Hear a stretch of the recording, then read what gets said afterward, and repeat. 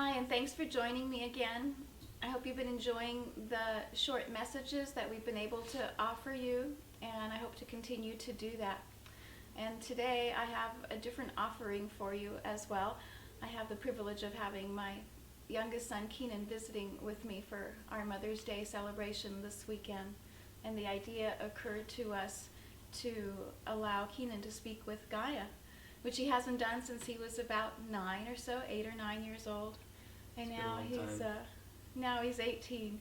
And since we got around to talking about these YouTube messages, he gracefully agreed to participate in this and have an opportunity to ask Gaia questions that may be of interest to his own generation. So I hope you enjoy our time together. And now allow me a moment or so, and you'll be with Gaia.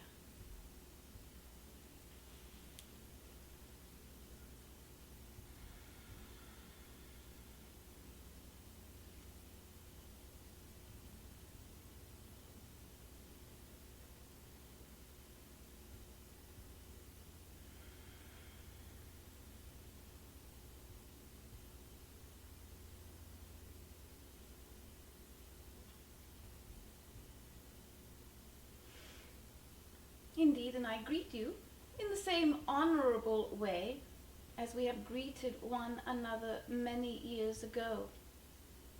And though you may believe that you have approached our time together now as a man and many years ago as a child, I will say to you that never has Gaia's approach been less than one that is grand.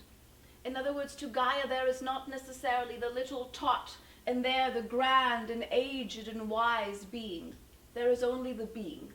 There is only the one that sees, the one that journeys, the one that draws to themselves. And so now in this presentation, it is the same beingness that I address. Now with the same wisdom. Now I offer to you the same respect that I did then. And so say what you have brought with you, what is upon your mind, what you would share with others. First of all, I know that you have never left my life, and since the years that I have been out of contact with you, I have still very much felt in sync with you in those years. I've always felt a strong connection with nature, the animal kingdom, and with my mother as well. So between those things, I've definitely always felt you in my life, Gaia.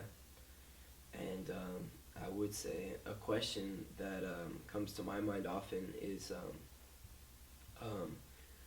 what influence can we have as the youth on our planet, on Gaia, not as just in a physical sense, but as an energy, as a society, as an uplifting force.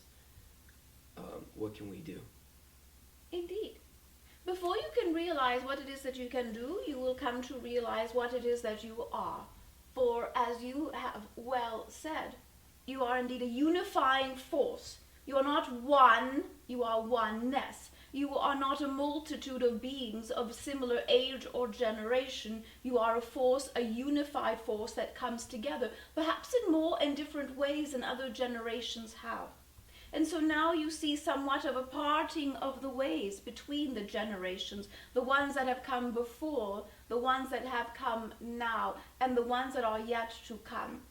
And so your generation and those that come after will be those that are of the first. They will be called the first. In the same way that now there are those that are called first generations, first nations, the indigenous, the Native Americans. In your own way, your generation will be the first, because you will have brought with you a new idea, not simply an ideology that is unique to your generation, but a new and original idea, a new thought, a new vision, one that has not been upon this world for not simply generations, but for eons and eras and ages prior.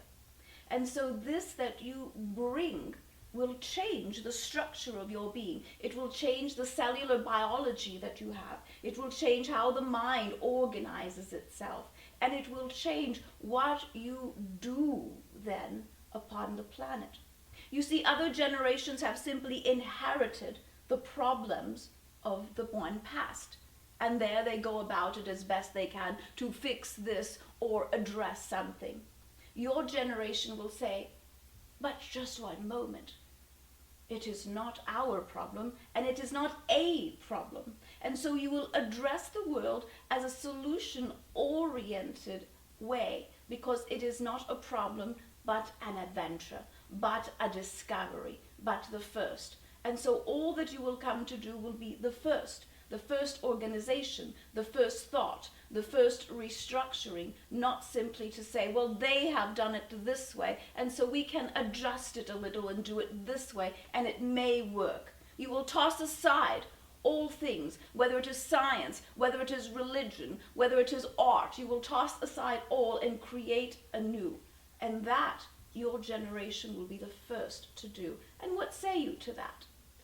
It's definitely very exciting. I mean, there are definitely some serious changes going on in our world, physical and non-physical things. We can definitely see the times changing, and we cannot expect change to come about so suddenly, like it's expected by many. But I definitely enjoy that, and I think it's definitely something very possible. Indeed. And what else queries your mind? I think that on light of things changing, there are a lot of changes, many different ones, and some appear to be very scary. Things life-threatening, things planet-threatening, species-threatening. I would say, or I would ask of you, Guy, what are we in danger in any way of things changing, the planet changing, new illnesses? Many people are scared, some justifiable. Are we in any danger? What can we do to make life more safe? I will answer your question, but I will put one to you first. Are you afraid? Personally, I'm not. I've never believed that there is an end to anything, only transformation, transcending. But to many other people in my life, I know that many are afraid. And another question, if you were afraid, or based upon the fears of those whom you know, what is the greatest fear of your generation? Say it so that those that watch will know it.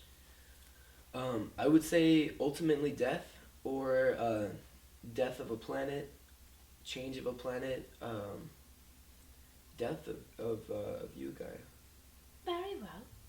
Then that fear I will take from you now, for Gaia very much is a continuation. You see, Gaia is a force. Gaia is nature itself. Matters not how nature expresses itself. Nature continues to express and discover itself, and that which you are does as well.